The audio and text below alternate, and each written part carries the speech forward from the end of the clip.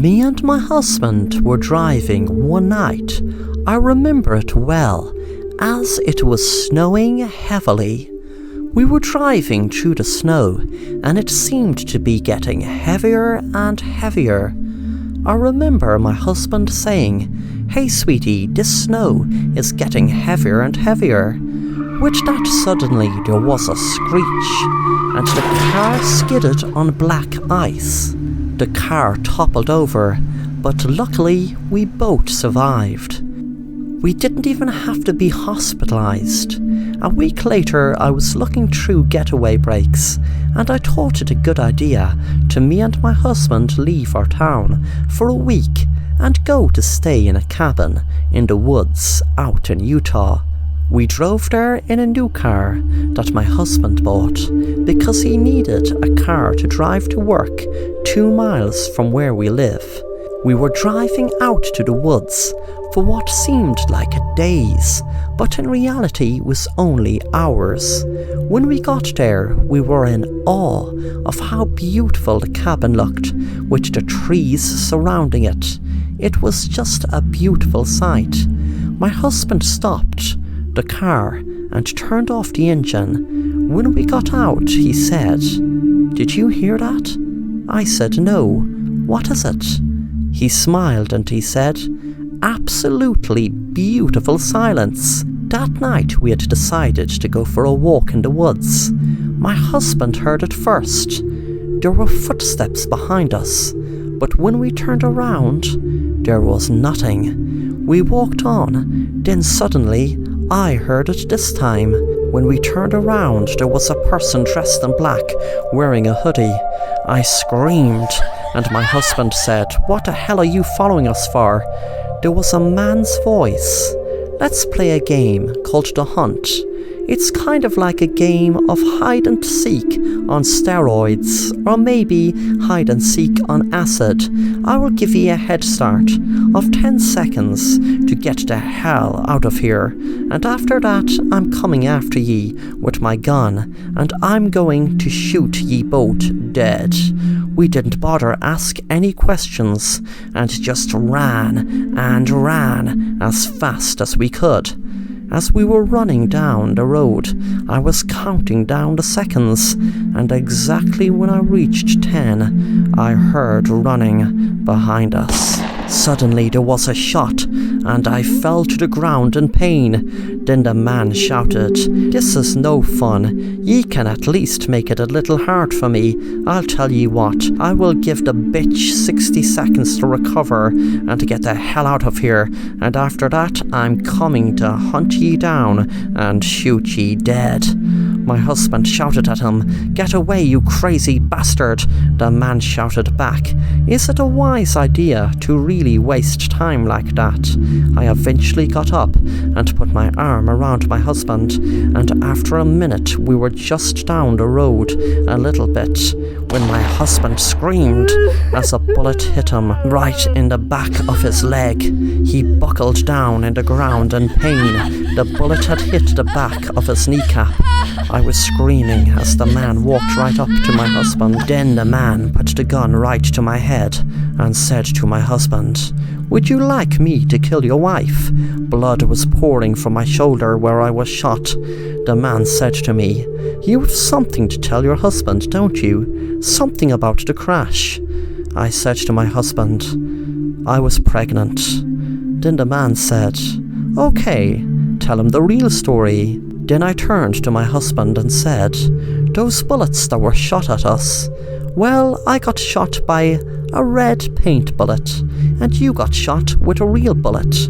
That's why I didn't feel pain getting shot, even though of course you thought I did. But you felt the pain. But that pain you're feeling isn't half as bad as when I lost my baby in the car you crashed."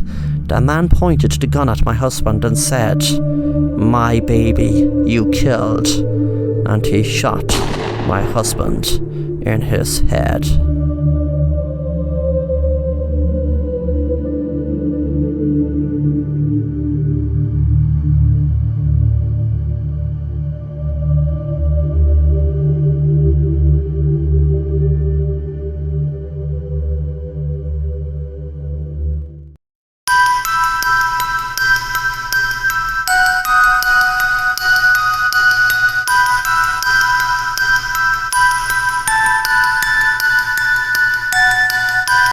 Hi, my name is Siobhan. I was really stressed lately and needed a breakaway, so decided to pack up work for a week and book myself into a lovely looking hotel in a really nice resort in Florida. Judging by the photos online of it, the place was exactly what I needed.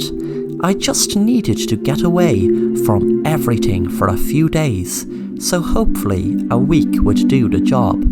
When I had all my luggage packed, I got the cab to the airport and was on my way to Florida. I was so happy knowing I would spend the next week away from all the stress of everything that was going on lately. I was very confident I would feel so much better after the break. When I arrived, I checked in and got the elevator up to my room, left my baggage and headed straight for the beach. It was so relaxing just lying down on the beach with the air blowing in my face. I felt like I was just about to feel the benefits of what I'd feel spending a whole week in this beautiful resort. That night I was in the hotel's bar and I was feeling kind of fed up, thinking that in a week I'd be back to my ordinary life and the troubles and stress will be waiting right for me. But I knew I just had to make the most of being here. Suddenly a guy walked up to me in the bar and said to me, "Hello, I'm very sorry to interrupt you, but I just saw you sitting there and you looked kind of lonely and a bit fed up, to be honest, and I was wondering, would you like some company?" I looked strangely at first, wondering, did I really look that fed up? And then I replied, "Well, sure, thanks. I guess I'd enjoy some company." The man asked, "So, where are you from?" I told him I was from New York and decided I needed to have a break away from the stress in the Big Apple. He smiled and said, "Do you know something? That makes a lot of sense to me, and trust me, this place is like a paradise. If you like, I can show you around sometime." I smiled and said, "Sure, that sounds like fun." Then the man said, "Oh, by the way, pardon my manners, I didn't even ask your name. My name is Sam. What's yours?" "My name is Siobhan. Nice to meet you, Sam."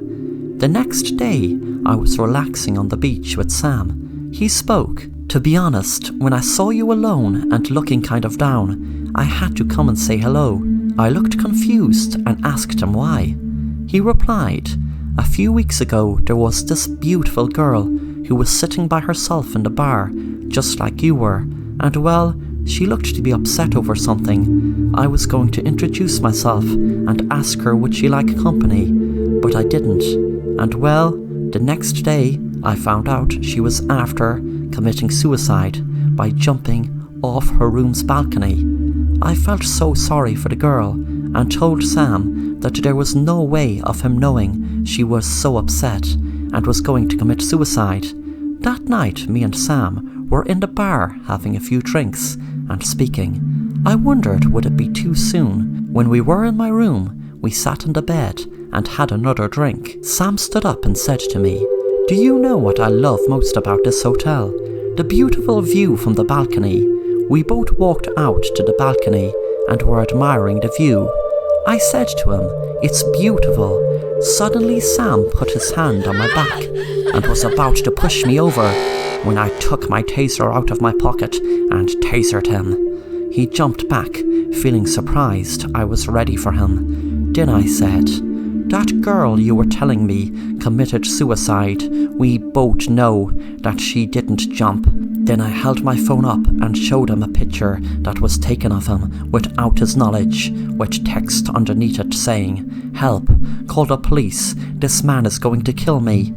I called the hotel and asked for my friend Lisa, who you pushed, but when they had sadly confirmed to me she had committed suicide, then I had an expert in facial recognition do a background check on you, and boy was I happy to know that you were working in this hotel. I knew the police would let you off, so I have my own idea of justice. Also, thanks so much for letting me know what type of lunatic you are by wanting to push me off the balcony also. But I'd just like to know why. Why would you want to kill an innocent woman after just killing an innocent woman just a few weeks ago? With that, the door was knocked open, and I heard police shout, "Stop, police!" They walked over to me, and they couldn't even see the damn man lying on the ground. I was cursing this hotel's CCTV footage for picking up my face and letting them finally see me when they were looking for me for months. And I was wondering why, because I knew I was on the run, but didn't know why. It was months later I had learned there was no man. I suffer from a condition called dissociative disorder, which means I was the man, but there was never a man, and it was me who killed my friend.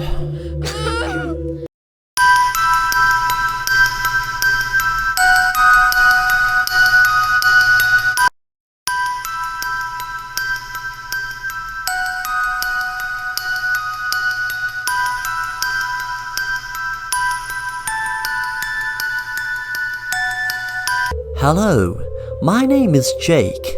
I used to get upset over my daughter Sarah's last boyfriend, Fred, as he was an ex-convict. So was it hard to blame me? I mean, what father would be delighted with their daughter going out with an ex-convict? He was in for drug dealing, and the thing is, she has moved on, but to be honest, her new boyfriend is worse. The first day I met him, me and my daughter and wife and her new boyfriend Tom were having a meal.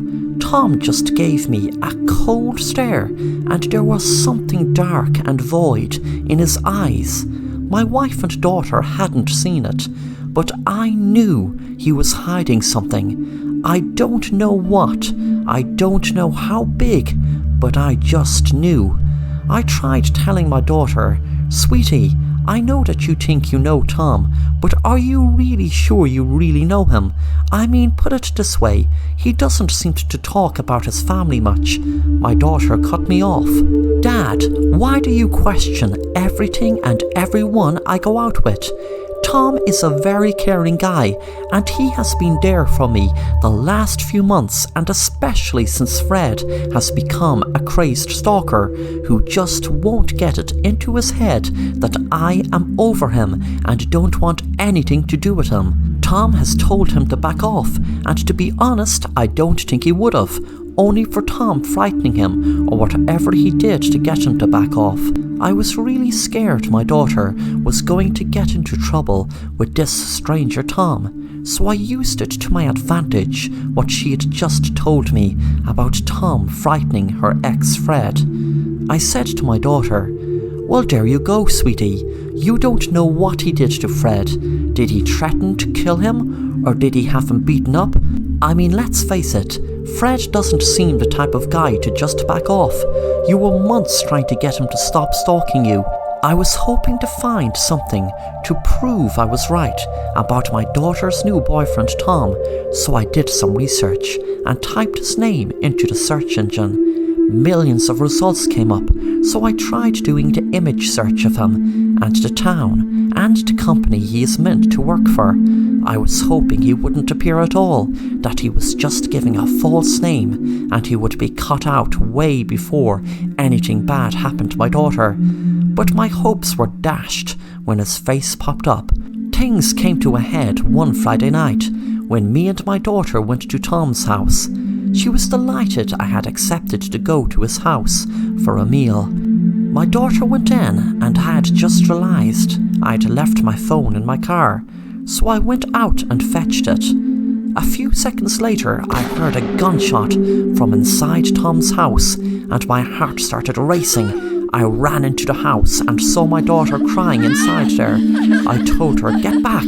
I had a gun with me at all times for protection, and my daughter knew about it. I told my daughter to stand back, and I kicked the door in and could see my daughter's ex bleeding to death on the ground.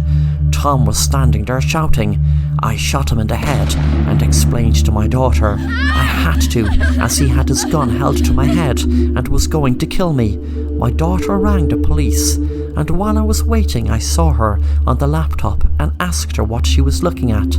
She told me, "Don't worry, Tom has CCTV inside the house and outside.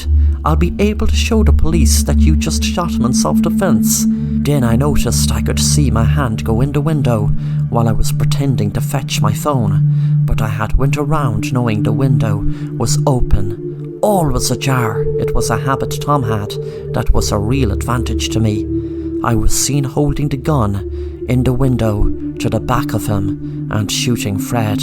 My daughter knew now that it was me who shot Fred, and I had planned to burst the door open, pretending to have had to kill Tom before he had killed me.